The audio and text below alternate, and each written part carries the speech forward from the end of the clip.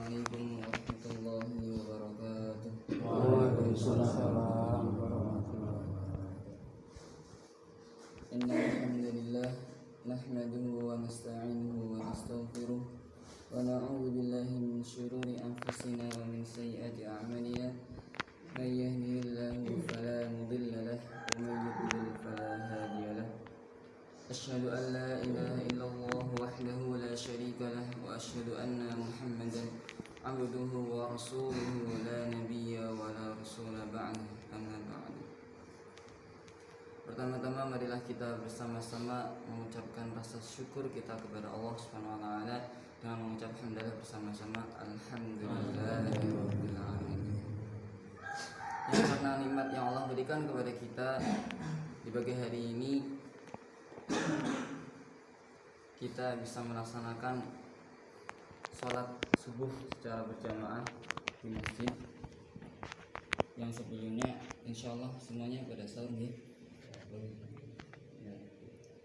Alhamdulillahirabbil alamin. Kemudian yang kedua, salawat dan salam semoga senantiasa tersampaikan kepada Nabi Muhammad sallallahu alaihi wasallam yang telah membawakan dinul Islam, yang telah membawakan risalah Islam sehingga kita bisa merasakan indahnya Islam. Baik, di pagi hari ini insyaallah kami ingin menyampaikan beberapa hal.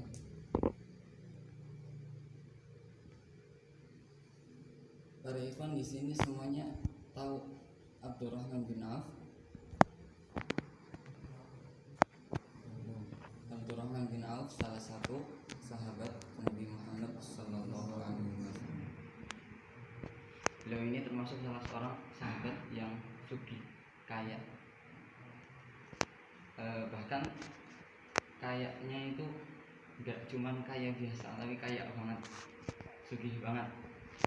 Dalam suatu riwayat ketika beliau berinfak, kalau dikonversikan ke rupiah, maka sekali infaknya beliau tuh sekitar 7 miliar. Masya Allah. Namun perlu para ikhwan ketahui, Abdurrahman bin Auf ini punya sebuah kebiasaan.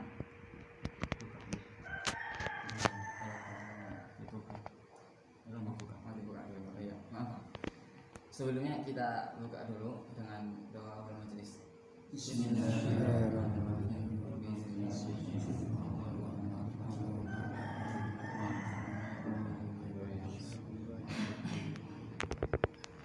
Nah, kita lanjutkan.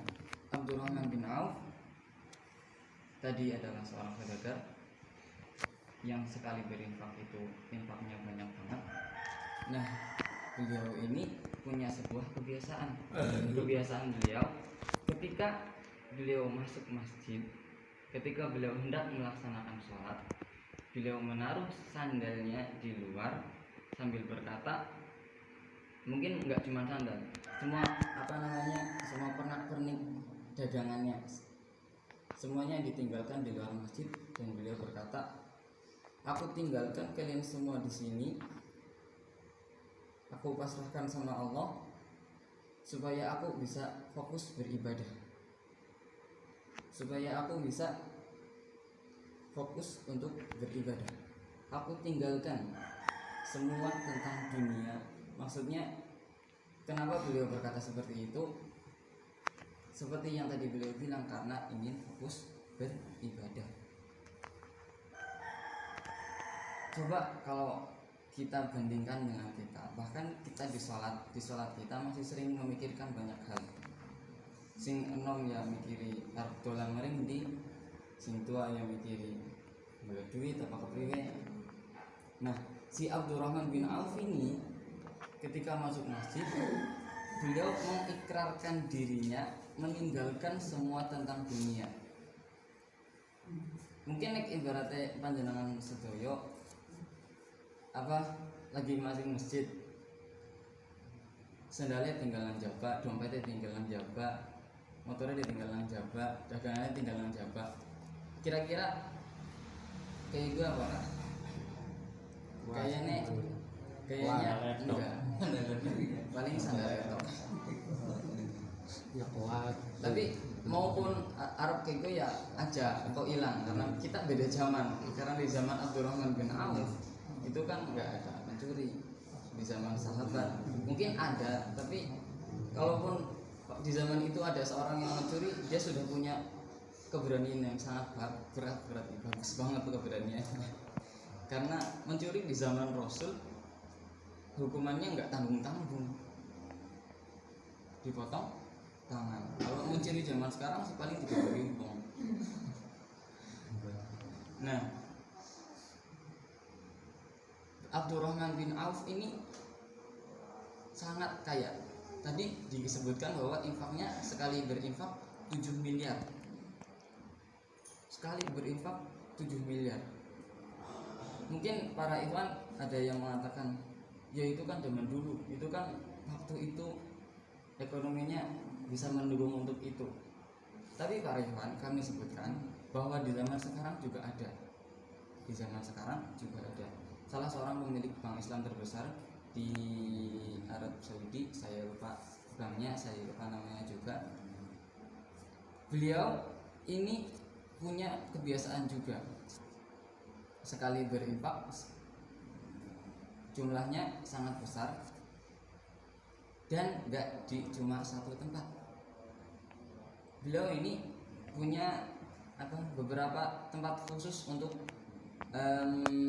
menyalurkan infaknya, seperti di rumah yatim atau di ya gitulah, lembaga-lembaga penyaluran zakat, lembaga-lembaga penyaluran infak. Nah, si pemilik bank ini saya lupa namanya.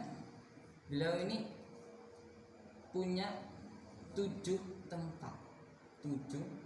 tempat yang biasa beliau salurkan infak beliau melalui mereka. Nah, infaknya ini nggak tanggung-tanggung, nggak cuman kayak kita mungkin 100.000, 500.000, 1 juta. Ini lebih, bahkan lebih dari 100 juta. Saya lupa jumlahnya juga. Nah, yang jadi kesimpulan, mereka adalah seorang muslim, mereka orang yang taat, tapi mereka juga mengejar ma'isyah, bukan mengejar, mencari ma'isyah. Bahkan ma'isyahnya sangat banyak, ma'isyahnya menghasilkan uang yang sangat banyak. Namun mereka tidak melupakan ibadahnya. Bahkan saat ibadah mereka meninggalkan semuanya tentang dunia. Ada suatu doa yang dinisbatkan kepada Abu Bakar As-Siddiq. Abu Bakar As-Siddiq termasuk saudara juga. Abu Bakar As-Siddiq termasuk salah seorang sahabat yang utama di sisi Nabi. Beliau ini berdoa. Beliau punya doa, ya Allah, jadikanlah dunia ini di tanganku dan jangan jadikan dunia ini di hatiku. Jadikanlah dunia ini, maksudnya tentang harta, tentang semua tentang dunia. Beliau menginginkan dunia berada di tangannya dan jangan sampai masuk ke hatinya, dan jadikanlah akhirat masuk ke dalam hatiku. Nah, kalimat pertama dalam doa ini, jadikanlah dunia ini di tangan kami, di tangan saya.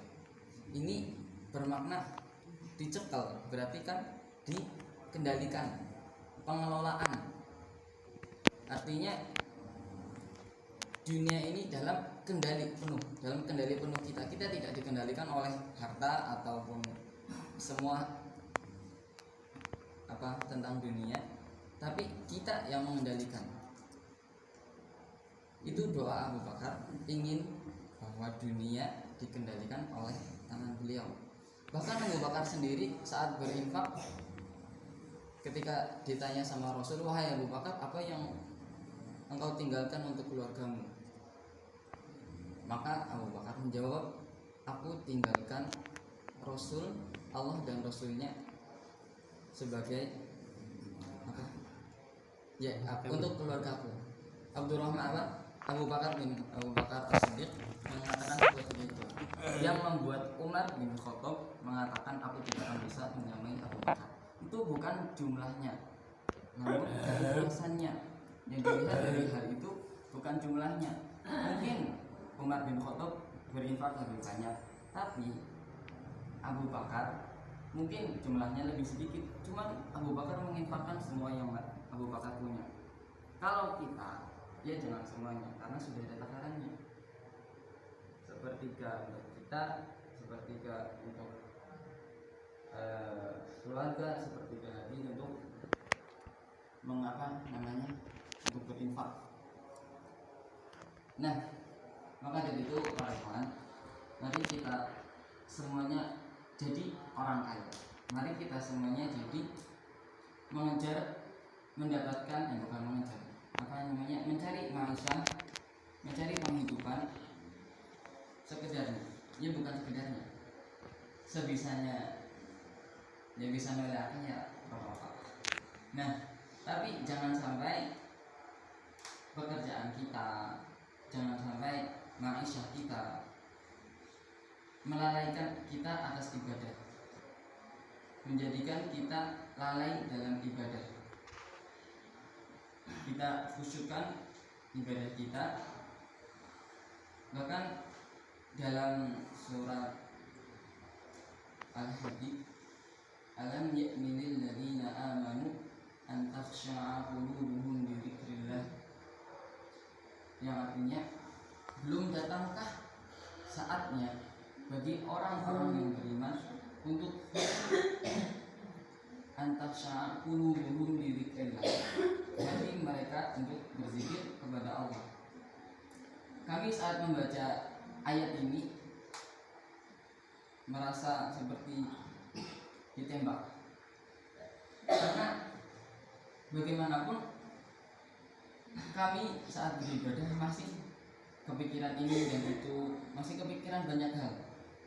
Lalu saya disodorkan dengan kalimat seperti ini, belum datangkah bagi kalian orang-orang yang beriman untuk khusyuk dalam beribadah kepada Allah Subhanahu wa taala.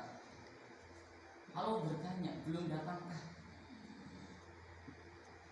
artinya ini menunjukkan keharusan, keanjuran dan suatu hal yang harus kita lakukan, bahwa mari kita khusyuk dalam beribadah kepada Allah.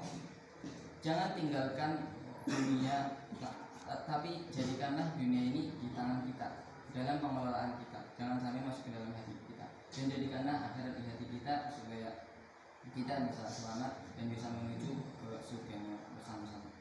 Amin ya rabbal alamin. Sekian dari saya, kurang lebihnya kami mohon maaf. Mari kita tutup majelis pada pagi hari ini dengan doa kafaratul majelis.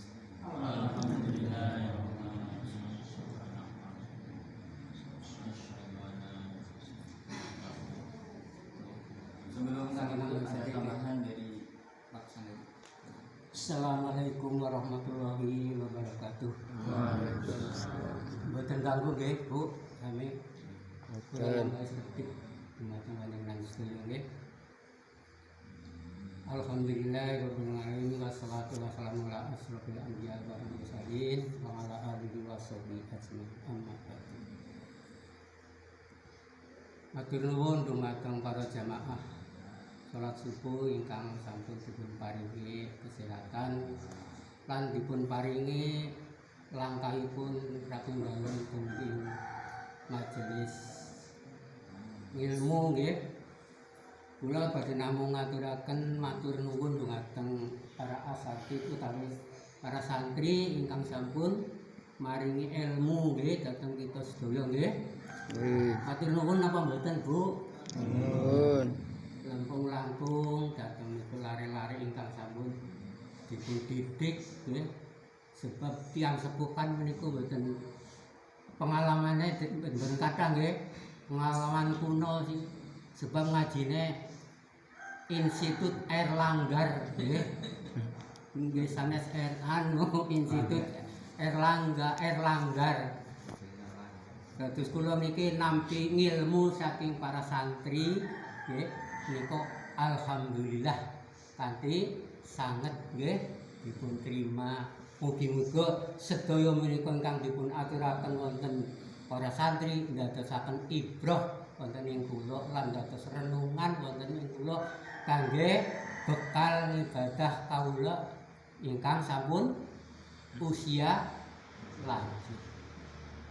Samanten ugi nggih kula mboten kepanjangan nggih anggenipun matur dhumateng panjenengan kawula anggenipun ngibadah siam selama sebulan wonten mriki menika sesarengan kali panjenengan sedaya mbok bilih menawi kawula anggenipun nindakaken ibadah menika kirang leres, kirang sopan, ganggu dumateng panjenengan lan kula nggadahi kelepatan dumateng panjenengan boten namung kawula nyuwun agunging pangapunten.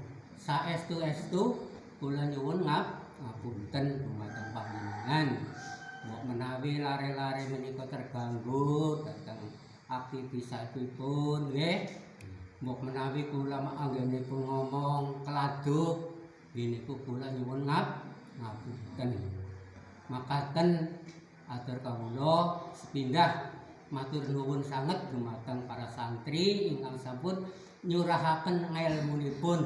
Mugi-mugi kita saged melampahi utawi saged njalanaken napa ingkang sampun dipun aturaken dhateng kita sedaya sugih kangge nglanjutaken gesang kula anggenipun ibadah. Makaten kemawon lepat kula nyuwun agunging pangapunten nggih. Kila nggih panjenengan ngapunteni. Kita akhiri akhirul kalam. Wassalamualaikum warahmatullahi wabarakatuh. Waalaikumsalam. Mungkin ada tambahan.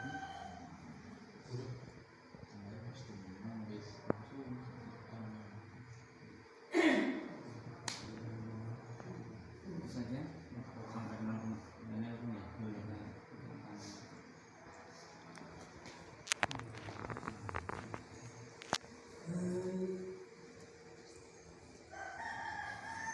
Bismillahirrahmanirrahim. Assalamualaikum warahmatullahi wabarakatuh. Waalaikumsalam. Alhamdulillahirabbil alamin. Kami langsung saja kami sampaikan apa kemarin telah diadakan Ru'yatul Hilal sesuai sunnah Rasul. Ru'yatul Hilal yang dari Niaba Banjarnegara dengan Niaba Kebumen berada di pantai Wanalela ataupun Gunung Wanalela, dan dari sana belum terlihat hilal. Kemungkinan juga di seluruh Indonesia juga infonya belum terlihat hilal. Bahkan di seluruh dunia belum terlihat hilal. Maka dari itu ada surat dari Imamul Muslimin, yaitu surat penetapan Imamul Muslimin nomor 6 garis miring aspek street IM garis miring Romawi 9 1442 tentang tanggal 1 Syawal 1442 Hijriah. Dengan bertawakal kepada Allah Subhanahu wa taala semata dan sebagai wujud tanggung jawab kepada muslimin dan dalam melaksanakan ibadah yang dikaitkan dengan bulan Ramadan, Syawal dan Dzulhijjah, maka dengan memperhatikan laporan Pusat Observasi Falak Jamaah Muslimin Hizbullah tanggal 30 Ramadan 1442 Hijriah nomor 7 garis miring F garis miring POF garis miring Romawi 5 garis miring 2021 dan surat rekomendasi Majelis Qadha nomor 11 garis miring MQ garis miring Romawi 9 garis miring 1442 tanggal 30 Ramadan 1442 Hijriah atau 11 Mei 2021 Masehi pukul 21.09 waktu Indonesia Barat. Maka dengan ini menetapkan bahwa tanggal 1 Syawal 1442 Hijriah jatuh pada hari Kamis tanggal 13 Mei 2021 Masehi. Istiqmal istiqmal 30 hari pada bulan Ramadan. Dan apabila diterima berita lain berdasarkan rukyat yang berbeda dengan putusan ini, maka akan dilakukan perubahan lebih lanjut. Ditetapkan di Cilengsi 30 Ramadan 1442 Hijriah, 11 Mei 2021 Masehi, Imamul Muslimin Yahsallah Mansur. Jadi karena kemarin tidak terlihat hilal pada tanggal 29 Ramadan, maka digenapkan sesuai dengan sunnah Rasul. Apabila tidak terlihat hilal, maka digenapkan menjadi 30 hari atau bilangannya digenapkan. Itu pengumuman tentang penetapan 1 Syawal 1442 Hijriah. Kemudian terkait dengan sholat id sudah ya Mas Maria. Untuk sholat id itu alhamdulillah sudah mendapatkan izin dari desa maupun tempat, yaitu Kepala Sekolah SD Negeri 1 Derik, untuk bisa melaksanakan di halaman SDN 1 Derik. Mungkin hanya itu yang bisa kami sampaikan. Protokolnya terkait dengan pelaksanaan sholat id, karena kita masih berada di masa seperti ini ya, yang katanya pandemi, maka dari itu kami menghimbau supaya untuk tetap menjaga protokol kesehatan ataupun menerapkan protokol kesehatan, yaitu terutama memakai masker, kemudian mencuci tangan, dan menjaga jarak, tapi bukan ketika lagi sholat ya. Kemarin saya juga menyampaikannya, tetap menjaga jarak ya, tapi tidak pada waktu sholat ketika mau minta izin. Sholat ya seperti biasa, karena perintahnya adalah lurus dan rapatkan shofnya. Itu saja yang kami bisa bacakan. Kami akhiri. Wassalamualaikum warahmatullahi wabarakatuh. Waalaikumsalam.